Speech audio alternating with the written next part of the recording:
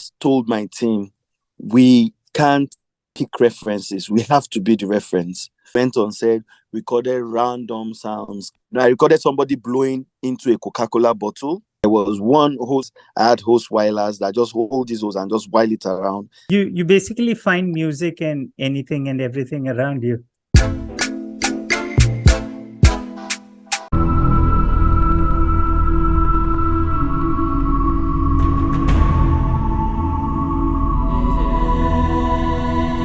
Hello and welcome to Nollywood Fellow, a channel where I take you through Nollywood films. And today I have a very special guest with me.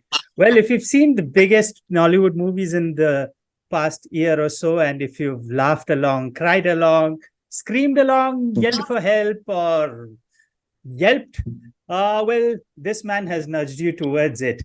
I have the man behind the music of Gangs of Lagos, Jagun Jagun, King of Boys, Battle of Buka Street, House of Secrets, Mikolo, and many more.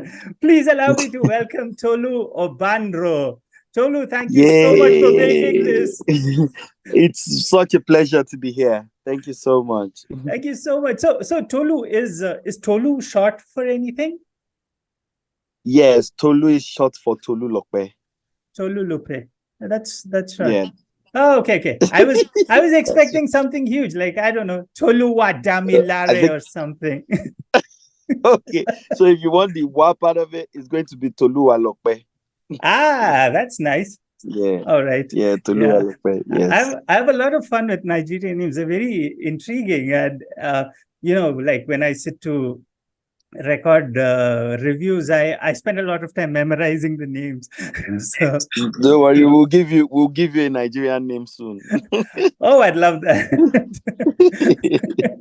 We'll give you a Nigerian name soon, so it will lead you to finding out more names. Cool. So Tolu, so you said that you started out with gospel music. So is like, were you a gospel artist, or were you producing for other gospel artists? What was the story? I was producing for other gospel artists. But way before then, I did a little secular growing up when I was still like a teenager, but I found my foot doing just gospel songs for gospel artists for a long time.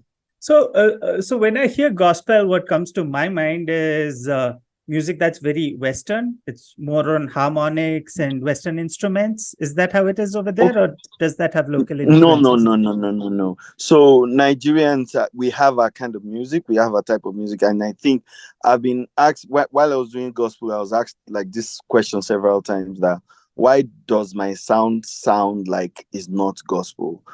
For me, the gospel in it is the lyrics in it, is the words in it, but the music can be the same.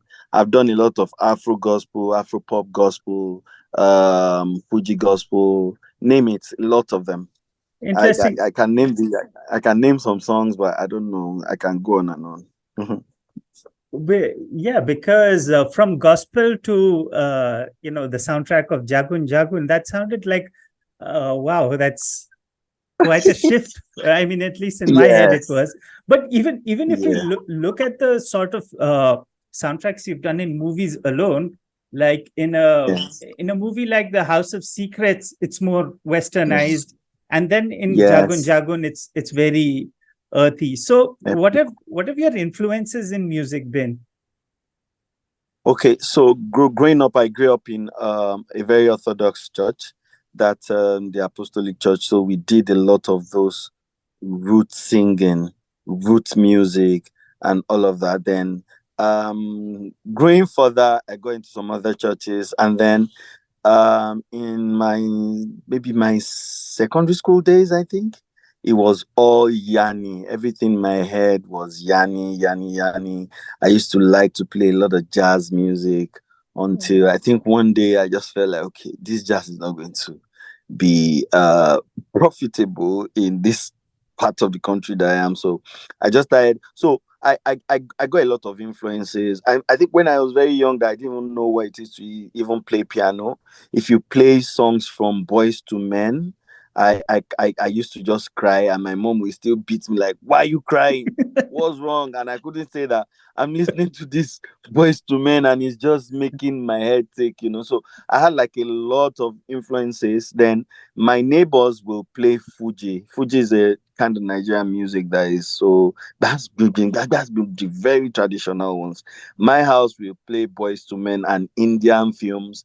Then going out there, I'll now hear the normal Nigerian hip hop, and then one other influence was my uncle, Mm-hmm. um, Mr. or the Elder Jonathan Adeanlemi. So he came back from the US and brought a lot of turntables and left those turntables in the house with a turntable machine that I grew up to meet. So I Wow. had a lot of old Lionel Richie, name them Dana Ross, the very oldies, the Jackson 5, you know, and a lot of other ones that I can't even remember their names. There were these songs that I remember, but I don't know who sang them.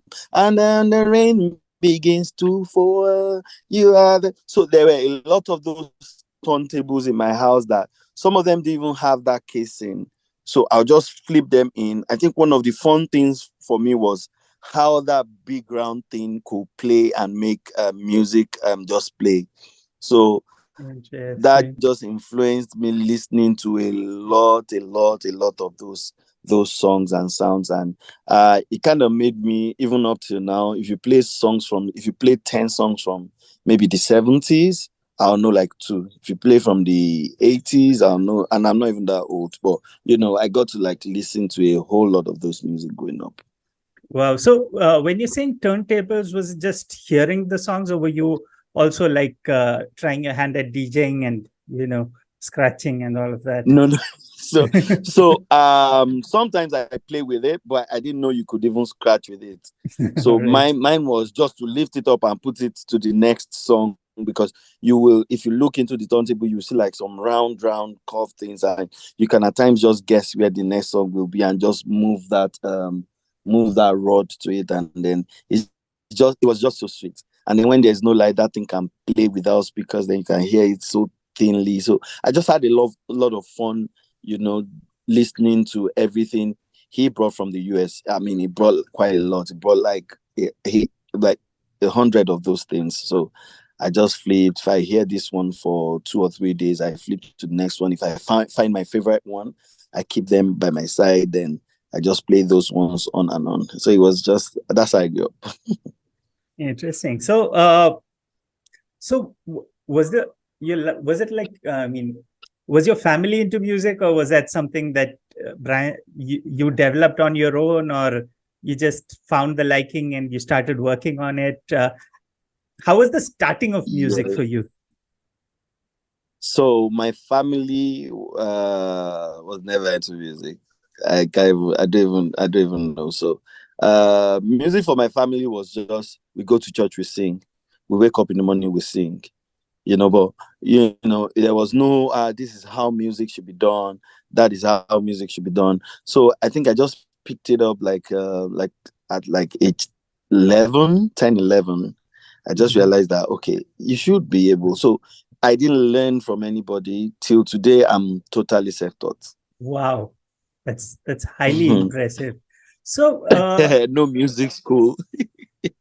that's incredible. And how do you gather the local sounds, like the folk sounds? How do you go about doing that? Like, for example, Okay, the so Jagun when Jagun. okay for Jagun Jagun, I had I had um I had a thing for I just told my team we can't pick references. We have to be the reference. For this country, for this part of the world, for this Africa, we have to do something new. This is an we didn't even know it was going to be like an original. We just like, okay, this is an opportunity to do something over the King of Thieves. I guess you call it that we did before. We Yeah. don't want full orchestra. We want it to interpret we want an interpretation to every scene that if you have not even watching the movie, you can tell that this person coming is wicked. This person coming is going to be bad. This person coming is spiritual. So we had like a thing for how do we create sound. So that was how we went on set. So we went on set, recorded random sounds, came back to Lagos. I recorded somebody blowing into a Coca-Cola bottle. Wow. I recorded somebody dragging chain on the floor. Which, So yeah. I pitched that down, and it gave that under Ogundiji's sound. That's it. I hear. That was the pitch down of chain. So there were so many things that went into it. I can't even start to describe. There was one hose, hose that you use to like channel Water. water. Yeah, That yeah. hose, yes. I had hose wireless that just hold this hose and just while it around and gave that whirlwind sound. I pitched that to a favorable one, overlaid it with a higher pitch, lower pitch, middle pitch. And that was that beginning sound before that guy's hand was cut off. That woo, that was that sound. I Yes. pitched it and I made it stretch, so the sound was slower, and there was just a lot of work that went into that. That's brilliant. So you basically find music in anything and everything around you. Actually, there was a time while I was trying to figure out what Tony Sofa was. I think that was like age 11, 12. So I had to tell myself that one will never be two, two will never be three. This though will never sound like Ray, this Ray will never sound like me. Everything will always sound differently. So it was so bad that if a pin drops, I want to know what note it is relative to the key I've been thinking in my head. I had music in my head for that long, just thinking randomly about it. So yes, I find music in everything. Yeah, I remember seeing your tweet. I mean, I don't know, from a few days back, where there was this elephant snoring or elephant making some weird sound, and you tweeted that saying, "I Yeah. want this sound." So that's incredible. Yes. In my mind, I already thought on my next project, that's what I'm doing. I don't want to, I didn't want to shout about it. I didn't want to like go all, yes, this is what I want to do about it. But, I'm looking for that sound. And I'm not going to download it. So I'm going to find a country or somewhere I can get an elephant to just do for me. Then I'll find use for it later when the opportunity pops up.